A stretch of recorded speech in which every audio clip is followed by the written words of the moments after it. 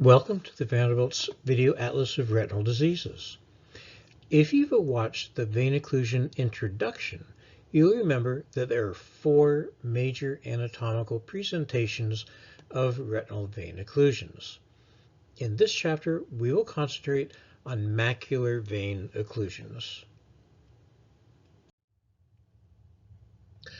We'll start this chapter by discussing the risk factors, and then we'll follow up with the natural history and then the variable presentations of macular vein occlusions.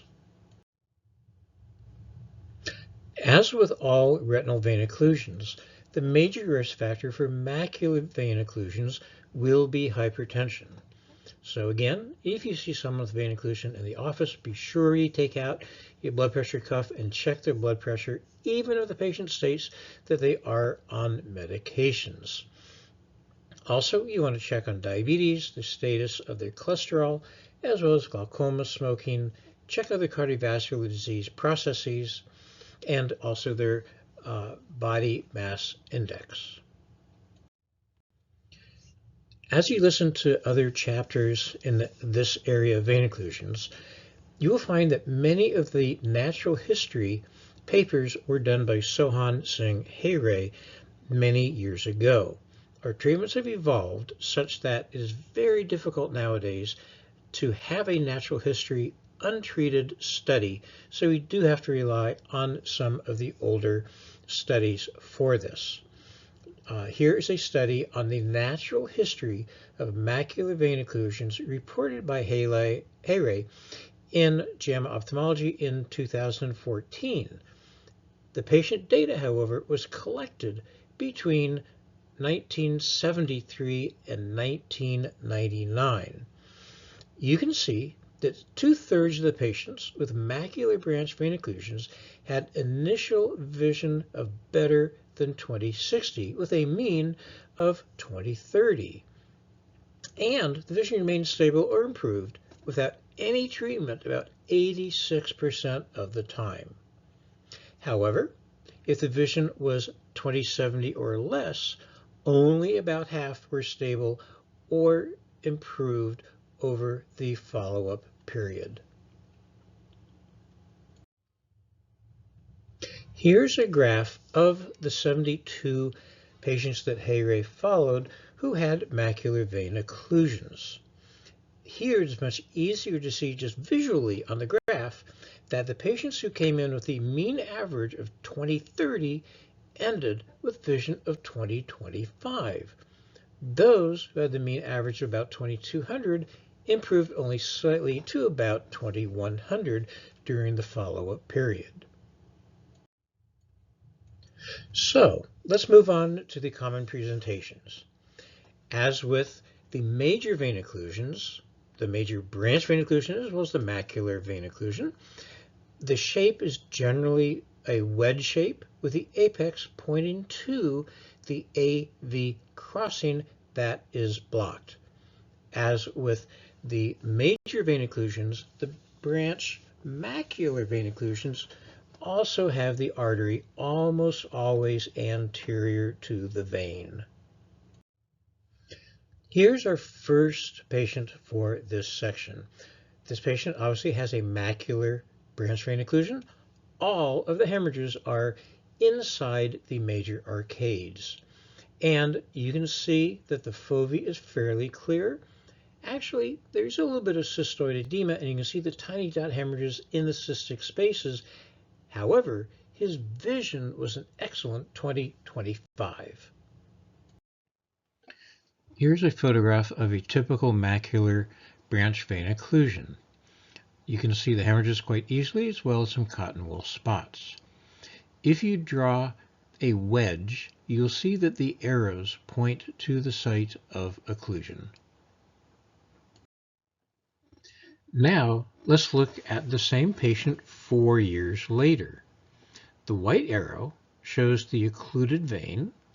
The two red arrows point to collateral vessels. One is right next to the occlusion, and the temporal one is connecting the superior and inferior vascular arcades. his vision remained at the 20/25 level with no treatment.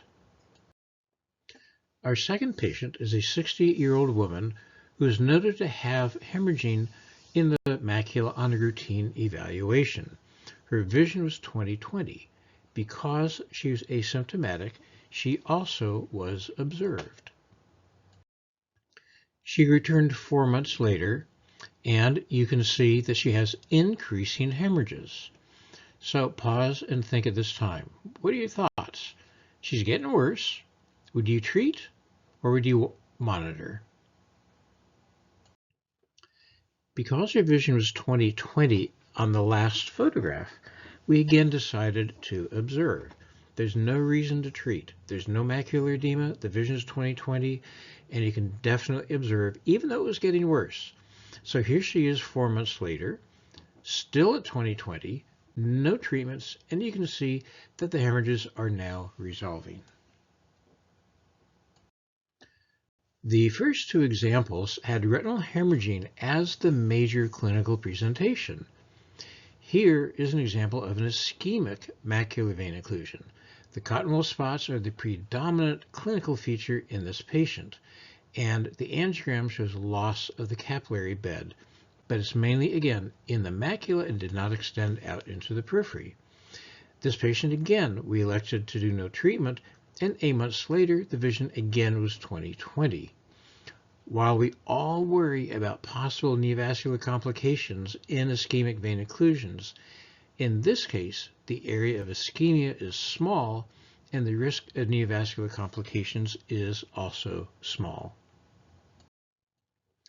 This is a different problem. This is a 51-year-old gentleman who has a history of hypertension and hypercholesterolemia. He came in because he had blurred vision in the right eye for 1 month. From the near-infrared image, you can see that he has a very large amount of intraretinal hemorrhaging, and the OCT shows a severe amount of edema. Because the vision was down, because he was symptomatic, and because of the severe amount of edema, he was begun on anti-VEGF injections.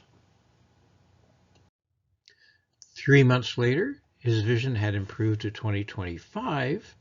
You can see the hemorrhaging is resolving, but on the fluorescein angiogram, you can still see the leakage near the fovea, and there's not much, if any, capillary loss. The OCT shows the dramatic change both on the near infrared, which you can see on the left side, both above and down below, and on the OCT. And you can see that his macular edema has responded quite well to the anti-VEGF treatment. Sohan Singh Hegde published an article in JAMA Ophthalmology in January 2014. It was a retrospective review of patients coming into his vascular clinic between 1973 and 1999. Obviously, you can tell from these dates, this is pre-anti-VEGF therapy. He found that if the initial vision was 20/60 or better, the final vision was better or stable 86% of the time. This points to our first two people who had good vision to start out with, and they ended up with very good vision. But he found that if the vision was 20/70 or worse, only 53% of patients were stable or better. However, long-term, at 6 months, the median vision was 20/40, and at 15 months, the median vision was 20/25. So it may take a year and a half to get better, and I think that if the vision was at the 20/70 or worse, for sure you do want to start the anti-VEGF therapy.